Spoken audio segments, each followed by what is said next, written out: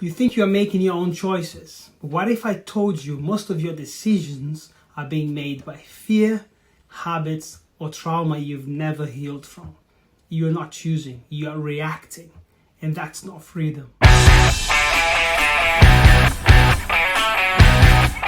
Welcome to Wisdom Etc., this space where we unpack and understand eternal wisdom.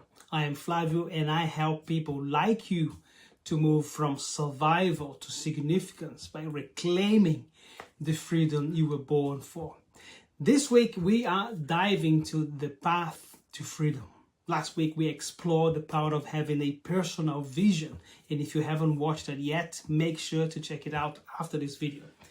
Now stick with me today because this is where you're gonna walk away after this video. We're gonna be looking at a clear understanding of what's holding you back in your life. We're also going to check the real meaning of freedom and how to align your body, your soul, and your spirit to ignite real change. You're going to also walk away with that code you can live by starting today. Let's start with your decisions, what I call the backbone of decision making. You've got 4 decision centers, okay? Your brain, your heart, your gut, and your genitals. It does sound strange, right? But stay with me. These 4 centers are meant to work in harmony, vertically aligned. But many of us, we've got them upside down or in different, messed up. But think about that. You justify emotional cravings with intellectual excuses. You chase instinct, ignoring your higher purpose. You freeze because your brain only recognizes what's familiar. And each center point is in a different, or points to a different direction. For example, your brain focuses on the past, the experience that it has, and before making any decisions. Your heart, your soul is pointing to the future, the hopes that you have, and your gut and your genitals is in the now, in the present. So you're only reacting in the now. And if you're only reacting in the now, you're not free. You are ruled by impulses, by urges, by your desires. Freedom isn't doing whatever you want. Real freedom is not being forced to do anything. You are free when no part of you, your body, your soul, or spirit is enslaved. You might be trapped and not even know it. Now, there are 3 kinds of bondage. The physical bondage, when you have addictions or laziness, lack of self-discipline. In your emotions, when you are people-pleasing all the time, or when you are unhealed of past traumas. And your spirit, when you are disconnected from the source of freedom, God Himself, and not living out His purpose for you in Christ. You can't be free unless all 3 are unchained. Let me give you an example. To light a fire, you need fuel, oxygen, and ignition or heat, right? The fuel, that's your soul, your emotions, your passion.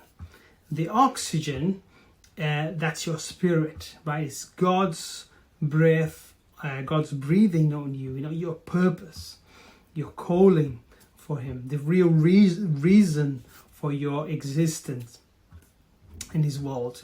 And the ignition, the heat, that's your body, your actions. Right. Now, even if your soul burns with longings, even if God's Spirit is breathing direction into your life, if you don't move, there is no fire. You need to respond to it. So there is no change, no breakthrough. You see, salvation is by grace. It's a gift from God in Christ Jesus, right?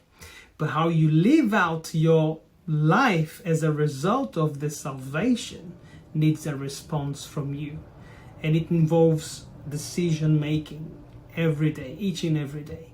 It is carrying the cross and following Him. You know, if you want to see results and changes in your life, you need to start moving. Do you want to change your life? Do you want to lose weight? You want to build wealth? It starts with inclination, a forward lean.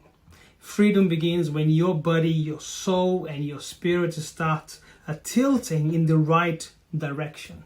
Lean forward in your posture, in your thinking, in your habits. That's how momentum builds the power of discipline. Let's break it down. Your body, still, if you're still drinking sugary soft drinks out of a habit, that might not be just because of the taste. It could be an emotional dependency. And the same is for drugs, pornography, or any other bad habits. And what about your soul? If you're still triggered by a word someone said to you many years ago, that's emotional slavery. And your spirit, if you've never seen someone truly free, if you never really experienced the reality of the freedom, you might not even realize you are in chains. Before you can set others free, your spouse or your partner, your family, your community, you have to liberate yourself. If you remember the Israelites leaving Egypt, you also being called to move out of a bondage into a promised land. But freedom only comes when you believe you are worth it, and you are worthy.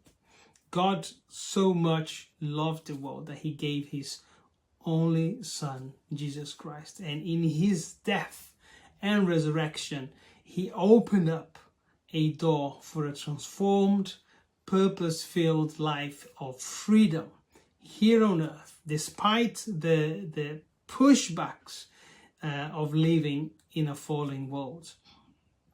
We have this freedom and this power to make a difference in this world as we live out the freedom that we can access in Christ. I used to in slavery, living in Egypt. Some people never cross into freedom. And why is that? Because they cling to what's familiar, even if it's painful.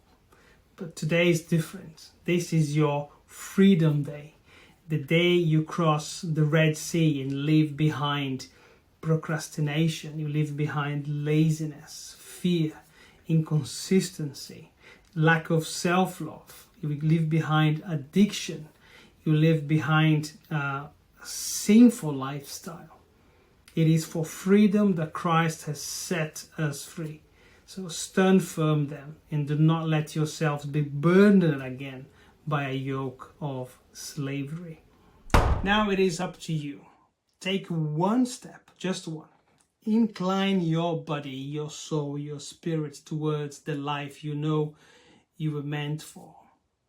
Comment below, where have you felt stuck?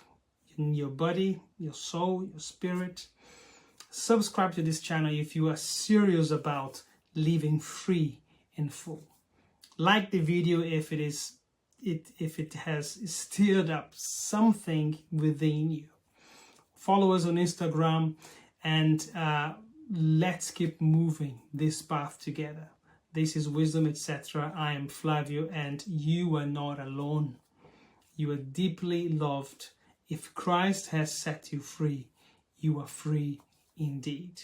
God bless you, and I'll see you next time.